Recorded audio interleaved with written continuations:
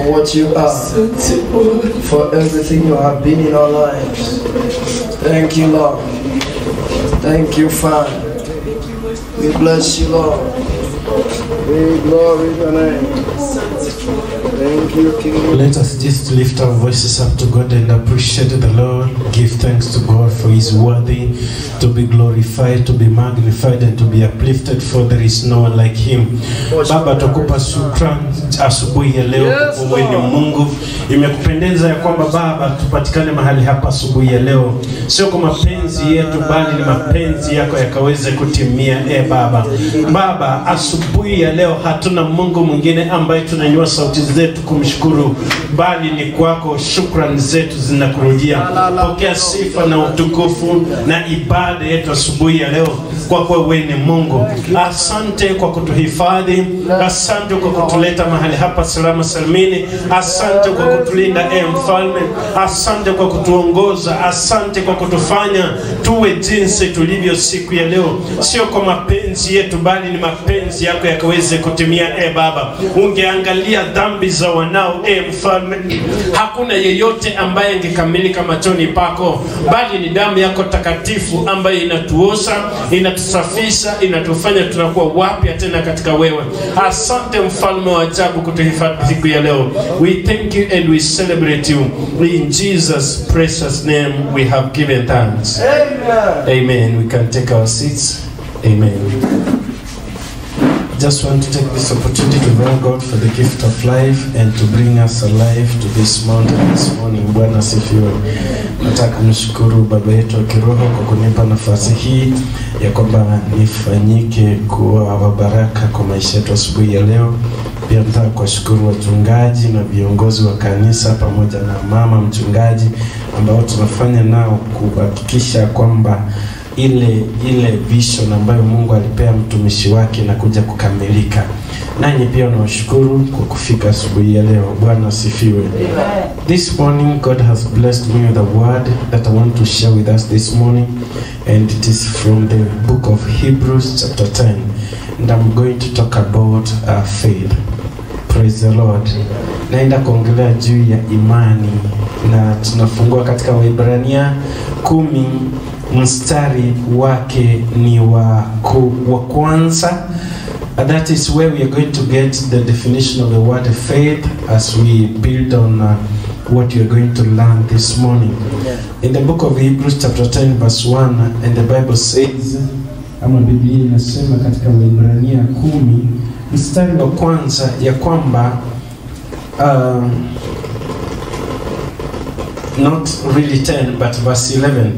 Verse 11 of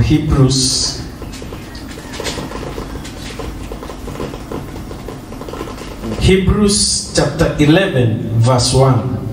Hebrews chapter 11 verse 1. This is what the Bible says. Now faith is the substance of things hoped for. It is the evidence of things not seen. Praise the Lord. Every time the Bible says, they that come to God, they must believe that He is the living God and He is the rewarder of everyone that diligently seeks after Him. Praise the Lord. Na Biblia imetuambia tukiendelea kusoma katika Waebrania 10 mstari wa 6 inasema ya kwamba ni vigumu sana kumfurahisha Mungu pasipokuwa na imani. It is impossible. He didn't say that it's hard. You see, when it's hard, then there is a leeway. But it is impossible. That means, kama ni impossible, then it is not possible to serve God without faith. And from the definition of the word faith, we have read Hebrews chapter 11 verse 1. It says, faith, it is the substance of things hoped for. It is the assurance of the things not seen. That means the things that we cannot be able to see, the things we cannot be able to touch, the things we cannot be able to feel, the things that are not within our ability to reach today. That is the thing that God wants us to put faith on. Amen. Are you having something in your hand this morning? Kama uko na Biblia, kitabu ama kalamu, Ebu shika hiyo kalamu ama Biblia ama simu kama umeishika kwa mkono. That is that faith? No, it is not faith. It is the substance. It is something that you're holding today. So something that you're holding in your hand this morning, it is what should define your faith. Like for example, if you're holding the Bible, like this Bible, this is a substance. Substance, from the definition, how do we define a substance? It's something that you can touch, you can see, and you can feel it. The texture of it. You can touch it, and I can be able to see it. What color is this? Black. You can be able to see this. Now, faith, we make use of the seeing of the things that we see to define the things that we do not see. For example, you are hoping for a better house. A substance of things hoped for. Not seen today, but a substance of things you are hoping for. What are you hoping for? You're hoping for a good house tomorrow. Today, are you living outside? No. You're not living out like an animal or even a vehicle. Unalala ndani ya nyumba. So ukiangalia nyumba unayoishi ndani siku ya leo, na unaangalia ili yenye unataka kuishimo in the next like 5 years to come, then the present day will help you to define the future time. And that is, it will be able to help you to define the faith that you should have as per today, based on what you have today. Amen. Like for example, we are all believing that at some point in life, each one of us want to live a good life. But today we have to appreciate God for the life that we're having today. You at least eating. You're not going without food. You at least have a roof over your head. At least you have a somewhere that you call home. From church you go to your house. From your workplace you go to your house. That is where you are living currently. But what should define you as a believer of God? It is not where you are today, but where you should be tomorrow. And that is what God calling us, all of us, that we should have faith of the things hoped for. Vitu ambavyo havituoni siku ya leo na macho. Havituoni hatuwezi tukavishika. Lakini ni vitu ambavyo tunatamania ya kwamba tutakuwa navyo in the near future. So when God talks about faith, he doesn't talk about heavenly things. He doesn't talk about eternity. He talks about the natural material things here on earth. Yes, eternity is assured to all of us that we believe in him. But that is not a substance that we can touch. And when he talks about substance, he's talking about what we have to get on this world before we exit. Hallelujah. Am I talking to someone this morning? So, if you look at the things that you are planning to have in the near future, those things define the kind of faith you have in your God. If you have nothing at all that you are trusting God for, then you have no faith in God. Then it becomes hard for you to serve God. If there is nothing, yani hakuna kitu chenye unatamania kwamba Mungu akufanyie. Hakuna kitu chenye kinakuleta kanisani kila asubuhi. Unasema Mungu, ninatarajia ya kwamba kwa miaka 3 ijayo nataka niwe mwanzilishi wa kitu fulani. Niwe mtu ambaye ninasaidia watu ambao hawajiwezi. Si leo huna pesa, lakini unasema faith is a substance of things hoped for. Ninataka nini? Ninataka pesa ili nikasaidia watu. And that is the reason that should bring us before God. Never come before God without having something in your heart that you're trusting God to do for you. Today, each one of us, we are desiring at one point that maybe the circumstances that we are living today, mahali ambapo tunaishi, hali ambayo tunaishi siku ya leo, umaskini ambao umetukumba, changamoto za maisha ambazo zinatukumba kila wakati. Unaangalia upande wa kushoto kuna shida, upande wa kulia kuna shida, katika ndoa yako kuna changamoto, kazini kuna changamoto, watoto wako wana changamoto, kila mahali ukiangalia kuna changamoto. Lakini ukiangalia hizo changamoto ambazo zinakuzingira, hizo changamoto hazifai kukufanya ukose kujenga imani yako kwa vitu ambavyo unatarajia. It should never make you change from the thing that you're hoping that God will do for you. For God does not dwell on the circumstances of the thing that we're having today. He does not go with the things or the circumstances of our lives today. He goes with what He has planned. Amen. Am I talking to someone? Yes, sir. So what are you hoping for? Look at the dreams and the visions that you're having today. Are they dreams that you can fulfill by your own strength, or they are dreams that God can only help you to fulfill those dreams? Kama ni Mungu peke yake anakusaidia uweze kuhakikisha kwamba hizo ndoto ambazo kunazo zinakamilika, then hiyo ni imani ambayo unafaa uijenge katika Bwana. I hope we are talking this morning. So when you look at even as we continue to read the book of Hebrews, we talk about there are men that are written here in the Bible. It is not about how righteous they were. It is not about how godly they were. It is not about how good they were. But it talks about by faith so and so did this and that. By faith somebody subdued the kingdom. By faith Enoch was translated to heaven. Amen. Praise the Lord. It is not by their commitment. It is not by their availability.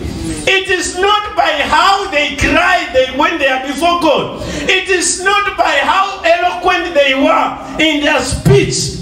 It is not by how good they were looking. Some like David were very handsome.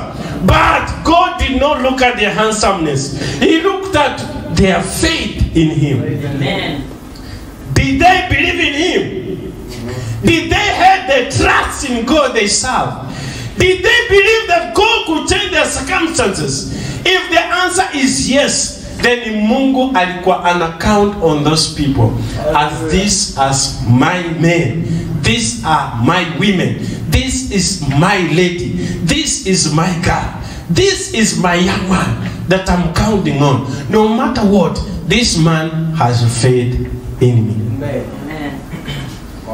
Romans chapter 10 verse 17. Faith comes by hearing, and hearing by the word of God.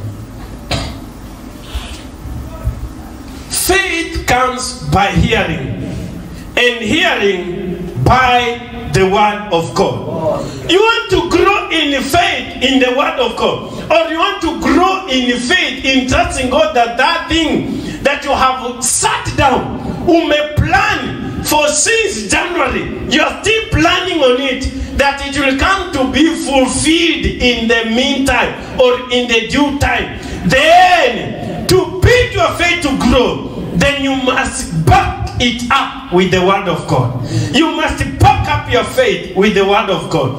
Back up your faith with the word of God. Tunatarajia kwamba siku moja hii kanisa haitakuwa jinsi ilivyo siku ya leo. Hizi vitu za plastiki umekalia hazitakuwepo. Hii tiles zenye unaona hapa chini hazitakuwepo. Hizi vitambaa tunaziona hazitakuwepo. We are trusting God for a better mega church in the near future. Amen. It is not far. In the near future. And we are backing up with the word of God. For the word of God says that the latter church shall be greater than the present church. So this is our present church today. But the latter that is coming is going to be greater than this present church.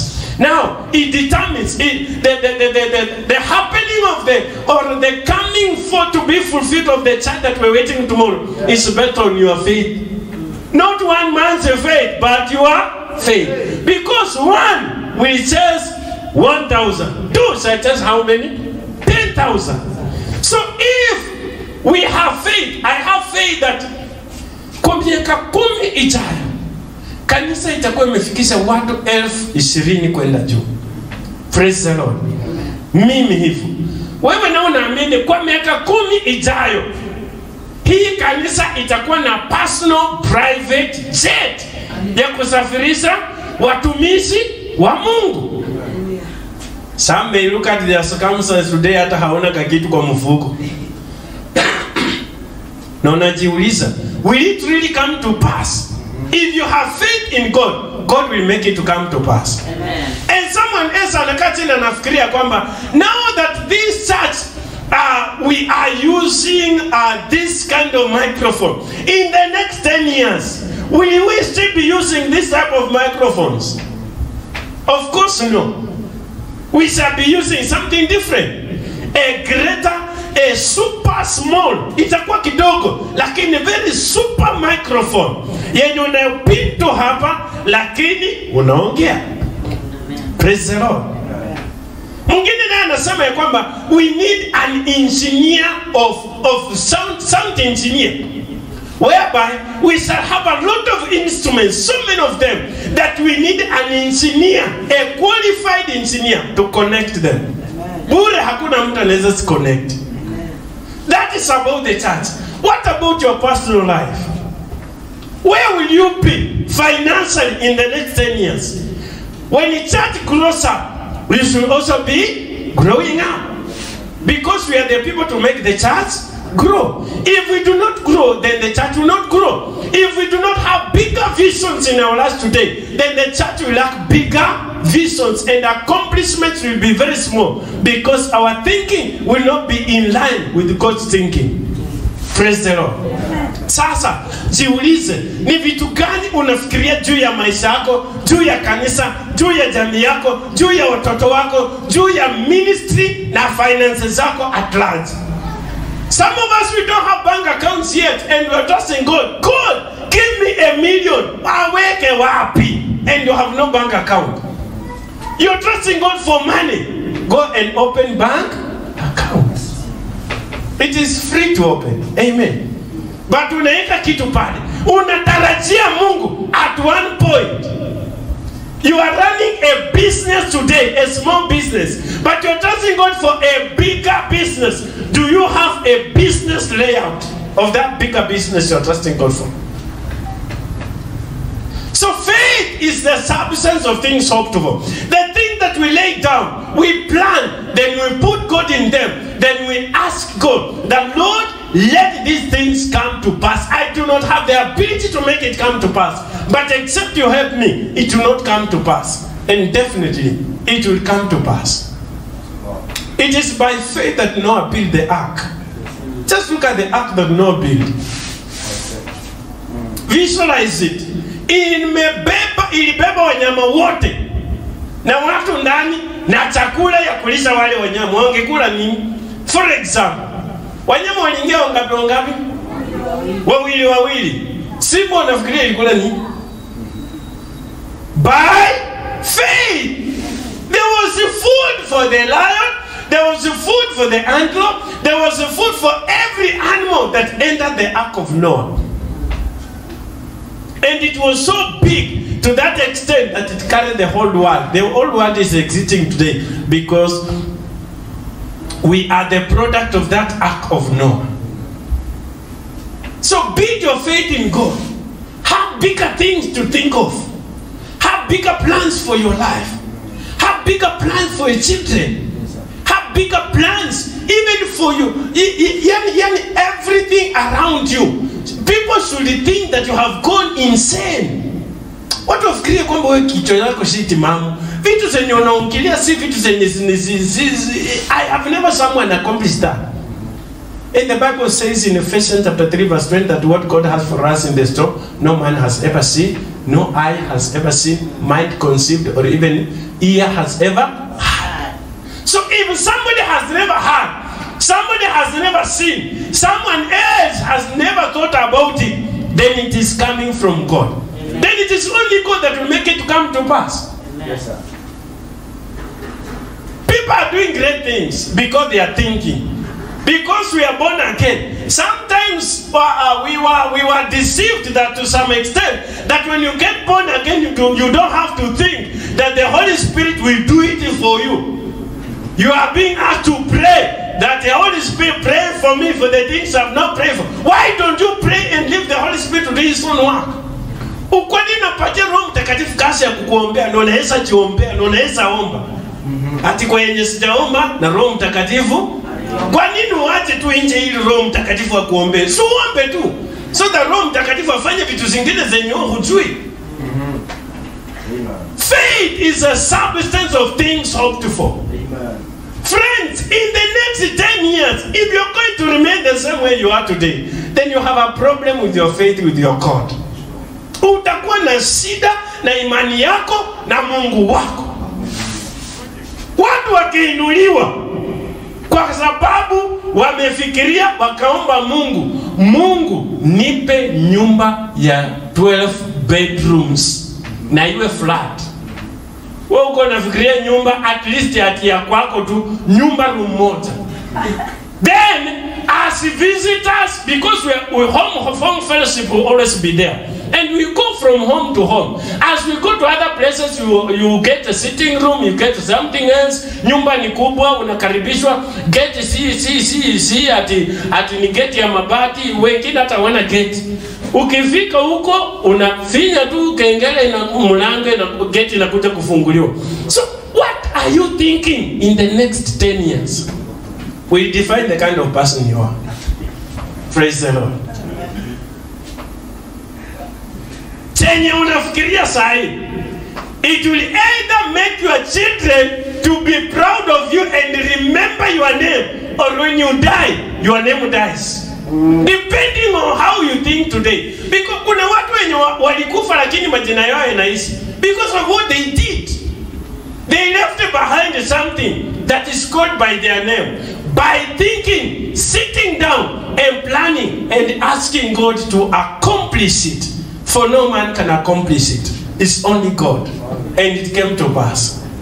Church-wise, we are going to have doctors, we are going to have professionals, degree holders, master, PhD, professor teaching in university. For example, we are having members who are lecturers at the University of Kibabi. Then ask yourself, your knowledge will you stand and the lecturer will hear to you? Ama utakuwa unasema tu na Roho Mtakatifu anisaidie kufundisha. You have to sit down and plan that as I read Father, bring people who listen to this message. Bring them who listen to the message. When you have something within you, then God uses it. It gets multiplied. Then it becomes something different. When somebody hears it, anabarikiwa. Praise the Lord. Nini chenye unafikiria? What are you thinking? What is in your mind? What vision? What is controlling you today? Is it because issues that life zimekuwa ngumu sana? You come before God every time, every season. You do not even present a paper before God or ambie tu Mungu, this is what I'm planning to do, but I don't have the ability. I want these things to be accomplished. Because God respects the will of man. If you do not think, He cannot think for you. If you do not plan, He cannot plan for you. If you do not build faith in Him, He cannot build faith in you. It is you to build faith in Him, not Him to build faith in you. The people who are born again today, they will pray for something and it will happen immediately because God is showing Himself to them. Because they are babes, they have to grow up. And they have to build their faith in Him. But to some extent, when they grow up, watafika mahali penye kama, for example, chakula kileto kwa meza, iwekwe pale. It doesn't matter how hungry you are. Utachukua, utumie mkono, kuweka kwa mdomo, utavune, umeze, ndio ushibe. Wewe sema Roho Mtakatifu, chakula ndio hii. Naomba kushiba katika jina la Yesu. Stand up on your feet. I want you to make this prayer. Father, help me to build my faith in you and let me have a bigger faith based on the things that you have promised in your Holy Scriptures in the name of Jesus. Lift up your voice and pray. Commit the things that you are planning to do in the hands of God. Commit the things that you are trusting God to do for you in the hands of God. Commit everything that you would want God to do for you. Every desire of your heart, it shall be met. There is nothing that you will plan and it will fail to be accomplished. In the name of Jesus, may somebody lift his voice up and pray that, Father, let the dream that I've been dreaming, let the desires of my heart, let the plans I've been planning, let them come to pass. In the name of Jesus. Jesus. That our Father be glorified. Baba, ni ombi letu asubuhi ya leo ya kwamba tunajengeka katika imani. Katika imani tujengeke kwako Baba, ya kwamba vitu ambavyo tunatarajia vikuja vitendeke. Tunaomba ya kwamba kama kuna njia moja ama nyingine hatujakuwa na imani kwako, Baba nisaidie niwe na imani kwako katika jina la Yesu Kristo, ili Baba sifa na utukufu ziweze kukurejelea.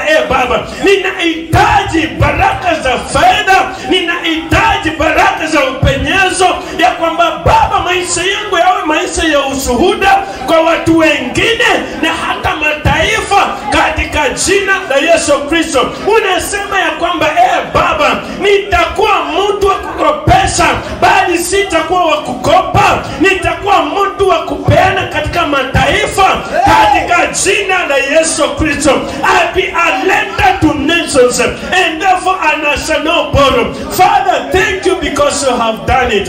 We appreciate you and we lift up your name because there is no one like you. Jesus, be glorified, be magnified. We thank you and we bless your name. Just lift up your voice and appreciate God, for His worthy to be glorified. The prayer that you have made, the faith that you have built in Him, it has been accomplished in the name of Jesus. Father, we thank you. We bless your name. We give you the glory or the honor. We thank you, Father, because you have answered our prayers. We appreciate you for answered prayers, precious Father. We give you glory because you are a prayer answering God, and there is none like unto the Father. In Jesus' mighty name we have prayed.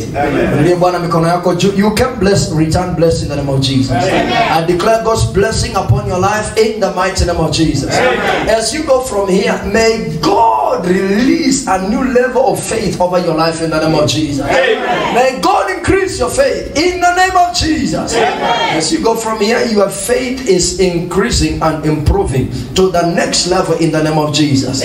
By faith you shall accomplish great things. By faith great things shall be established in your life. In the name of Jesus. Thank you, Father, because you've done it. In Jesus' mighty name we have prayed.